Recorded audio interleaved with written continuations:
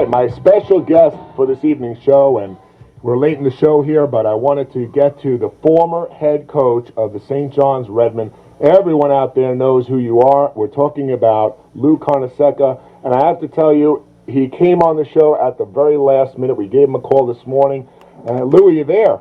Yes, I'm here. How are you, I didn't Lou? disappear. I know I'm small. I'm small, but I'm not going to shrink any further. I couldn't hear you in the background. I see. How you doing, Lou? Very, very well. How are you celebrating your St. Paddy's Day today? Well, unfortunately, I'm in my office now. You know, for many years when I went to St. Anne's Academy, we used to march on St. Paddy's Day, and we'd get a holiday the next day. So I miss not marching. Well, you're not going to get a day off tomorrow with the tournament coming up here. Well, listen, hey, this is the time. And, you know, it's funny.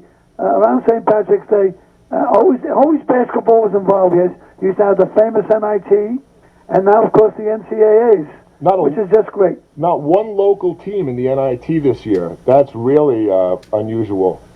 Well, I'll tell you what, though. I think it's one of the finest fields that we've had in a long, long while. Just think of some of those great teams that are in it. Talking about Oklahoma, about Minnesota, Ohio State, Providence.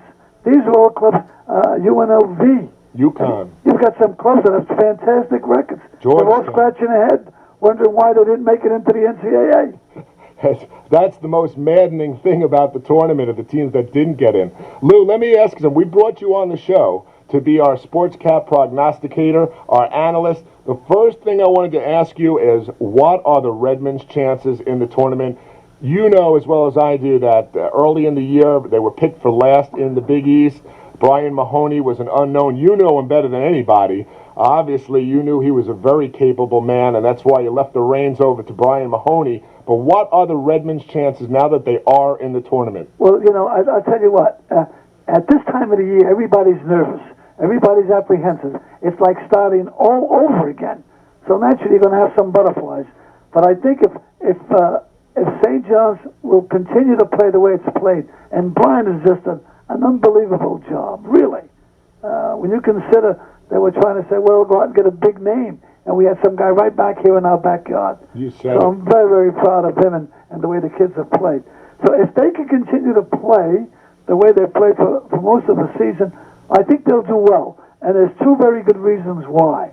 They play very good defense. I mean, they're very stingy, very frugal. And on offense, they take good shots. Their selection is very good. And normally they make a good percentage. So when you have two of those things going, you're normally going to be in every ball game. My guest is Lou Carnesecca, the former head coach of the St. John's Redmen. Let me ask you something, Lou, honestly. I didn't think I'd tell you, we'll be honest. Good answer, Lou Carnesecca. Let me ask you, the Johnnies won 18 games this year.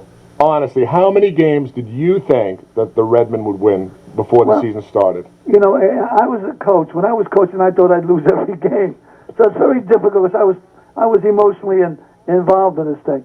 But honestly, I didn't think they'd play as well as they you know, victories is something you can sometimes not play well and win. But we've seen some of the best basketball played in a long while here at St. John's. Now, I ask you, Long Island, can you argue with that? Well, no, I'm very happy. Hey, we recruited those kids. That's right. I mean, you're talking about Derek.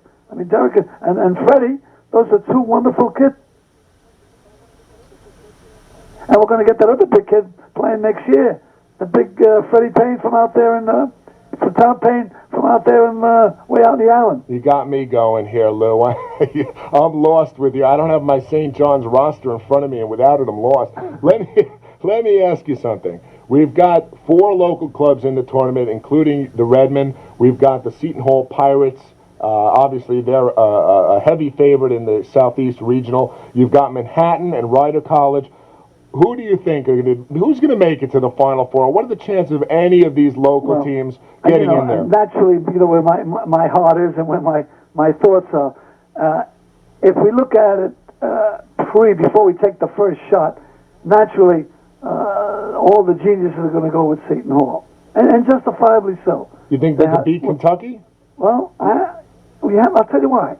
I'm not saying they're going to beat them, but I'm saying they're one of the favorites because they have an experienced team. a deep team. They have a fellow who can kill you all by himself. Oh, yeah, I'm talking about the hair. Oh, yeah. And they have the size. So you have to think about them. Now, in any particular game, I tell you what, I would love to see that Kentucky Seton Hall game. I would pay to see that ball game. Oh, really? Classic. Don't give them any ideas, Lou, okay? It's already expensive out there to see the professional team play. But you never know. Hey, I remember one year, Rick, we were 9-8. We were scratching our head. We were losing ball games in the last second, and by missing foul shots or getting beat on a Hail Mary shot. And we win 13 out of 15 and go 2 points from the Final Four. Well, I've already gone out on a limb, Lou. I picked Kentucky. I like the Wildcats. I like Rick Pitino. I think he got gypped out of the job here in New York with the Knicks. I never forgave Al Bianchi. Yes, I feel the same way. And I'd love to see Rick Pitino take it to that Final Four and knock off one of these other big monsters. You guys got to get through North Carolina. Well, hey, you got to get by Texas Tech first. You know, you're talking about Rick Pitino. You know, I think after Dean Smith, I think he's been one of the most innovative coaches that we've had come along. I mean, he's done so many new things. We got a chance to see Rick Pitino, obviously, with the Knickerbockers, and he turned that whole organization around, obviously coinciding with Patrick Ewing and some of the better players that they got. But, you know, Rick Pitino, that guy is a proven winner. Oh, yes, he is. Oh, no matter where he's gone. You know, I mean, he's whether it be at Boston up there, whether with the Knickerbockers or whether with Providence, and of course now at Kentucky, he has that knack. That's marvelous. That's a gift.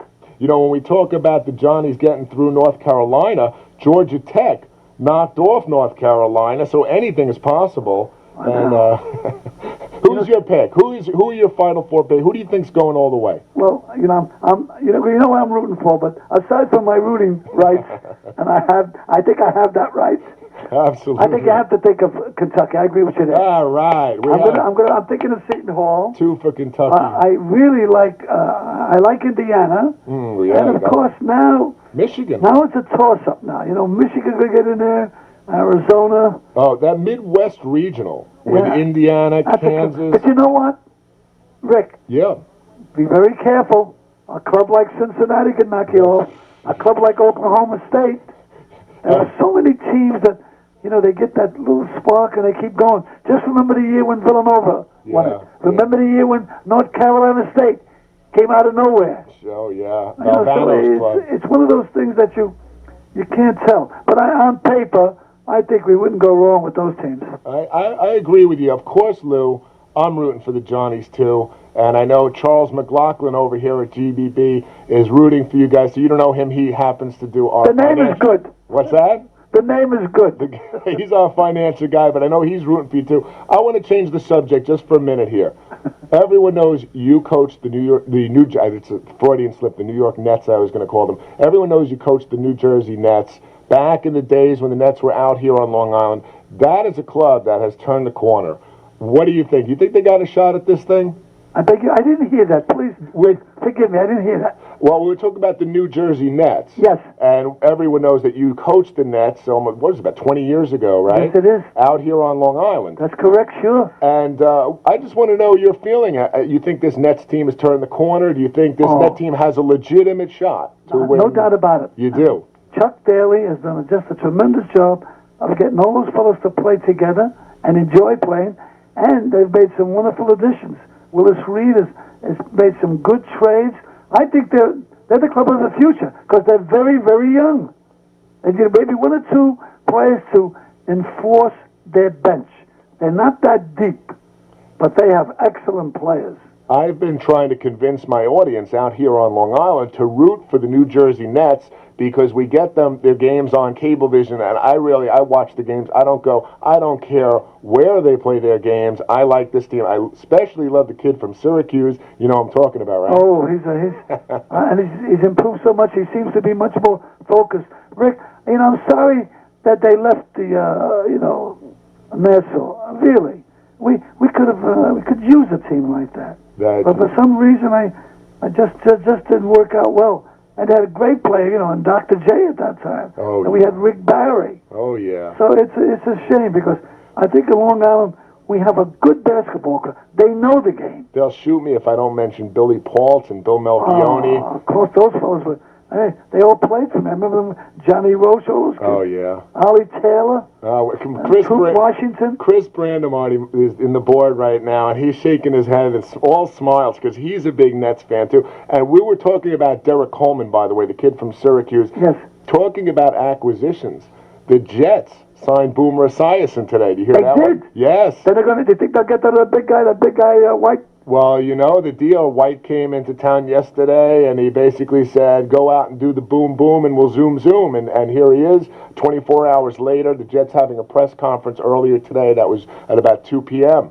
Hey, I'm rooting for the Jets. The only thing I'm sorry, they went over to Jersey. Not because it's Jersey, because we lost them here in Long Island. Oh, yeah. I mean, that's, we can't lose clubs like that. Boomer is a Long Island kid. I know that. Yeah, oh, yeah. A great player. Lou, what are you doing now? I know you're... I second guess everybody. I've gotten so much smarter since I retired.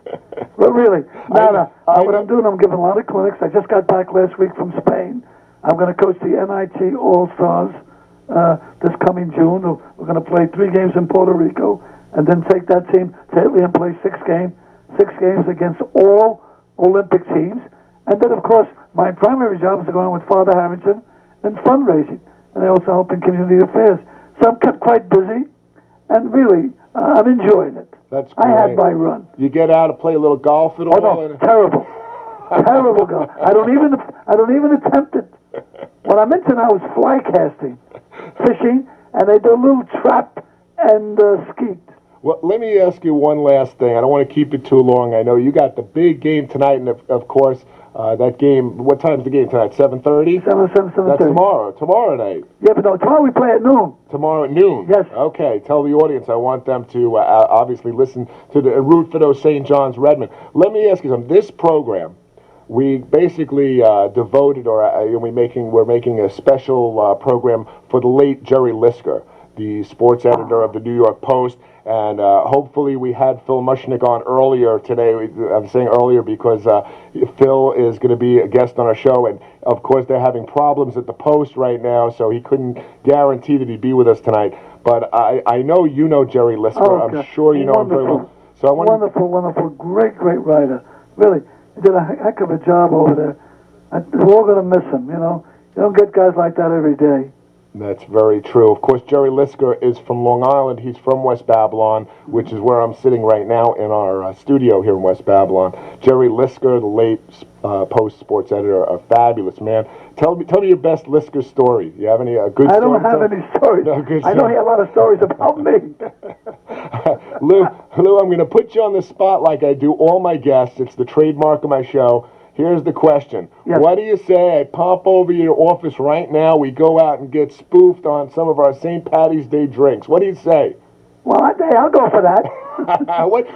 Of course, I'm going to go for a little vino. Don't get mad at me. I was going to ask you your drink of preference. Vino is the deal. I like a little white and a little red. Lou, wish your friends out here on Long Island the best. I'm going to let you run. Hey, happy St. Paddy's Day. Thank you. And I hope the Johnnies get that one tomorrow. We can do it. You took the words right out of my mouth. But Lou Carnesecca, thank you very much for being a guest on the Rick Mide Sportscap.